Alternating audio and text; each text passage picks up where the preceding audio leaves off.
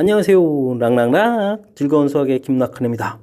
이번 시간은 수능 문제를 통해서 실력 향상을 기하는 시간 2002학년도 확률과 통계 시험 문제를 준비해봤습니다. 함께 공부해가면서 실력 한번 키워보자고요.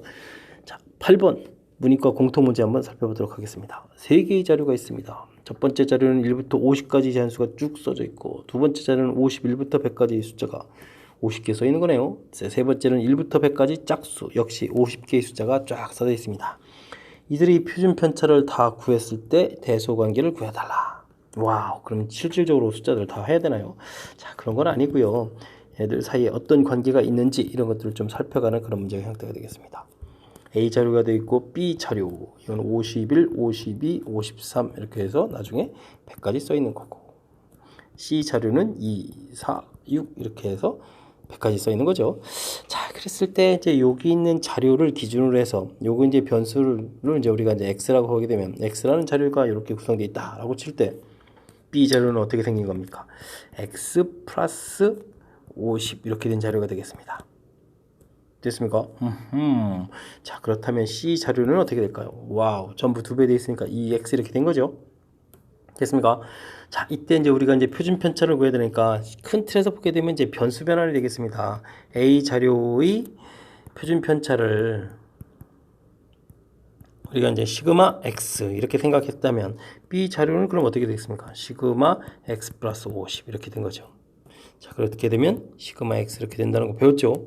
다음 C 자료는 시그마 2x 이렇게 변수 변환하는 자료가 되겠습니다. 그러면 2배의 시그마 x 이렇게 처리가 되는 거니까 표준 편차가 몇 배가 되겠습니까? 2배가 되겠죠. 자, 그렇다면 AB 자료는 같고 C 자료가 제일 크게 되겠습니다. AB 자료가 같고 C 자료가 제일 크다. 이렇게 됐습니까? 하하, 실질적으로 우리가 1부터 50까지의 숫자를 가지고 표준 편차를 구할 수도 있겠습니다만, 그거는 너무 고통스럽죠. 평균도 구해야 되고 제곱의 평균도 구해야 되고 너무 오래 걸립니다. 자, 그러면 세 개의 자료 사이에 어떤 관계가 있느냐, A 자료 기준으로 해서 B 자료, C 자료에 대한 이 판단, 이 부분이 이 문제의 가장 큰 핵심이 되겠습니다. 자, 그러면 우리가 이제 배웠던 이제 변수 변환 형태의 이 수식만 이해하면 풀이가 가능한 거니까 생각보다 좀 쉽게 답을 할 수 있는 그런 문제 형태가 되겠습니다. 자, 변수 변환의 의미를 교묘하게 숫자를 통해서 표현을 좀 바꿔서 표현한 거죠. 자, 이런 내용들 정확하게 잘 캐치해서 풀이를 진행하면 훌륭한 풀이가 되겠습니다. 8번 마칩니다. 이번에 함께할 문항은 30번이 되겠습니다. 마지막 문제가 확통 문제가 나왔었군요. 인문자연 공통 문제가 되겠습니다. 어떤 상품 가격은 매달 2분의 1 확률로 10% 상승하거나 그 확률로 하락한다고 합니다. 현재 가격은 500원이 되겠습니다. 이때 두 달 후 상품 가격이 500원 이하이면 500원에서 뺀 금액을 받고 이상이면 받지 않기로 했다. 두 달 후 받을 수 있는 금액의 기대값을 소수 둘째 자리까지 구해주십시오 라고 되어 있습니다. 가격 변동과 투표하면 모두 서로 독립이다. 자, 그러면 여기 확률이 각각 2분의 1씩 되어 있는 거겠고, 여기는 4분의 1이 되겠고, 가운데는 합쳐져서 다시 2분의 1, 4분의 1 이렇게 되겠습니다. 됐습니까? 자, 확률들이 가볍게 끝났습니다. 자, 근데 이제 여기서 우리가 이제 조금 확률 분포표를 만들어야 되는데 500원 이상이면 받지 않기로 하였고, 그죠?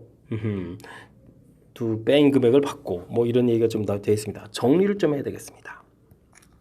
자, 안 받습니다.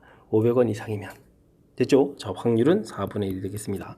자, 495원이 됐다는 얘기는 5원을 받아야 되겠고, 확률은 4분의 2라고 쓰죠. 뭐 다음 계산을 위해서. 자, 그 다음 이렇게 되게 되면 95원을 받아야 되겠습니다. 확률 4분의 1이 되겠습니다. 확률 총합은 1 되겠고, x 변수 쓰고, 자, 이렇게 되면 이제 표가 완성됐습니까? 자, 이때 이제 뭐 기대값을 구해달라 이런 얘기니까 우리는 열심히 곱하기 해주면 되겠습니다. 4분의 10에다가 여기가 이제 95 이렇게 처리됐습니까? 4분의 그러면은 105가 되는데 열심히 나눠야 되겠습니다. 자, 4, 2, 8, 4, 6, 24에 자, 그러면 1을 살아나면 0.25가 되나요?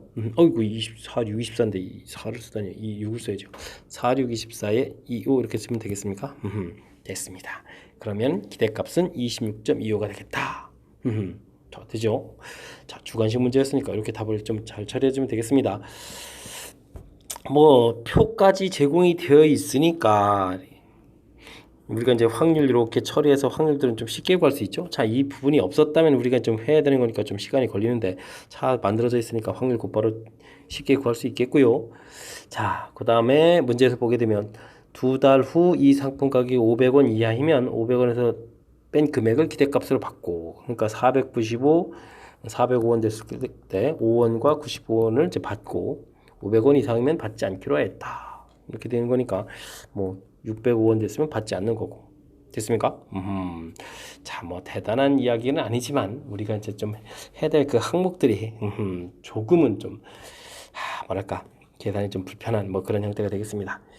이게 뭐 대단한 거 아니죠. 표 만들고 구하고 소수점까지 구하는 이런 부분이 좀 살짝 불편하죠.